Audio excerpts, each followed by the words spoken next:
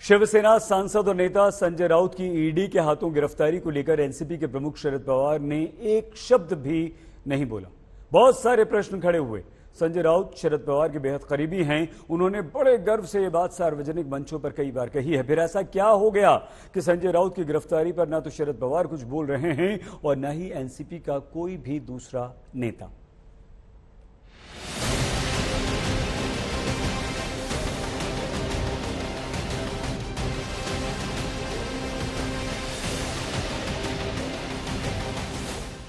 आपकी स्क्रीन पर दिख रही तीनों तस्वीरों में शरद पवार हैं और उन्होंने इन तस्वीरों में जिन 3 लोगों का हाथ पकड़ा है, ईडी उन सभी को गिरफ्तार कर सलाखों के पीछे भेज चुकी है।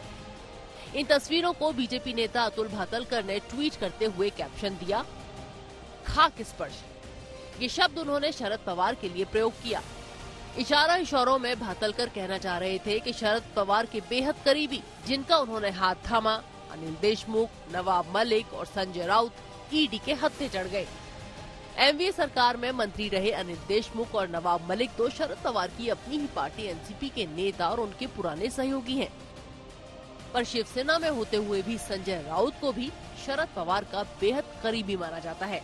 इसीलिए राउत की गिरफ्तारी के विरोध में शरद पवार का एक लफ्ज ना बोलना काफी चौंकाने वाला है। यहाँ तक कि पूरी एनसीपी ने राउत की ईडी के हाथों गिरफ्तारी पर ऐसे ही चुप्पी साधी हुई है। अकेले अजित पवार ने ही रविवार को राउत की गिरफ्तारी से पहले एक बयान दिया था, पर उस बयान में अजित पवार उल्टा संजय राउत पर ही सवाल उठाते दिखे। अजित पवार ने कहा था, एजेंसियां अपने पास मौजूद इंफॉर्मेशन के आधार पर एक्शन लेती हैं। ये बार बार राउत के साथ क्यों हो रहा है, इसका जवाब तो वही दे सकते हैं।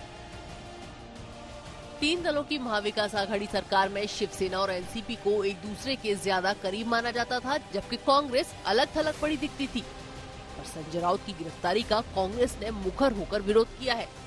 कांग्रेस नेता राहुल गांधी ने ट्वीट किया, महाराष्ट्र के नेताओं से लेकर मल्लिकार्जुन खड़गे, शशि थरूर सब ने ईडी के हाथों राउत की गिरफ्तारी के लिए बीजेपी पर जमकर हमले बोले। ये राउत जो है, संजय राउत जी पत्रकार है, वो बात करेगा। अच्छा, उन्होंने अगर कोई झूठ बात की है तो आप साबित करा दो ना। पर लोकतंत्र में हमेशा विरोधियों को एक दर्जा होता है। यहां दुर्भाग्य से पिछले 7-8 सालों से इस देश में लोकतंत्र की बात करने वाले, लोगों की बात करने वाले, उनकी आवाज बंद करने के लिए ये जो षड्यंत्र चल रहा है, उसका मैंने बहुत बार उसकी निर्वचना की है और मैं उसका निषेध भी करता हूँ। कांग्रेस की इस मुखरता के आगे एनसीपी की चुप्पी पर सवाल उठना लाजिमी है। जबकि इसी साल अप्रैल में शरद पवार जब दिल्ली में पीएम मोदी से मिले थे, तो उन्होंने मोदी के सामने राउत का मुद्दा उठाया था और पत्रकारों से कहा था, मैंने संजय राउत के साथ हो रहे अन्याय पर भी पीएम से चर्चा की। उससे एक दिन पहले महाराष्ट्र में ईडी ने संजय राउत की पत्नी और उनके 2 करीबियों की 11.5 करोड़ की संपत्ति जब्त की थी। पवार के सपोर्ट से खुश होते हुए संजय राउत का बयान आया था, ये कोई छिपी हुई बात नहीं है कि मैं शरद पवार का आदमी हूँ। मैं भले ही शिवसेना में हूँ, पर मेरे शरद पवार साहिब से करीबी रिश्ते हैं। इसी वजह से हम एनडीए सरकार बना पाए, इसीलिए बीजेपी मेरे से नाराज रहती है। सियासी गलियारों में इस चुप्पी का ये मतलब माना जा रहा है कि एमवीए के समीकरण अब बदल गए हैं। शिवसेना में बगावत के बाद एमवीए सरकार को जाना पड़ा। एमवीए के सूत्रधार शरद पवार थे। एमवीए सरकार जाने के बाद शरद पवार का ये भी बयान आया था कि वो चाहते हैं शिवसेना, एनसीपी और कांग्रेस एक साथ रहे और एमवीए आगे मिलकर चुनाव लड़े।